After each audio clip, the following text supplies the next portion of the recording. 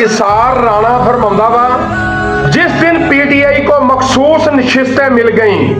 उस दिन कौमी असम्बली में पीटीआई का फॉरवर्ड ब्लॉक बन जाएगा। जिन लोगों के हाथ में सारा खेल है वो ये प्लान बना चुके हैं, कौमी असम्बली में पीटीआई की अददी बर्तरी को फॉरवर्ड ब्लॉक के जरिए खत्म किया जाएगा। काश राणा साहब गुरबत खत्म करन दा कोई प्लान हुंदा,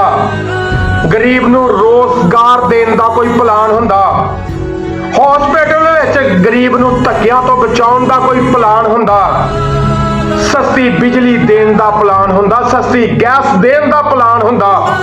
मुल्की मशीयत नूं चलाउण दा प्लान हुंदा, डॉलर नूं नीचे लियाउण दा प्लान हुंदा,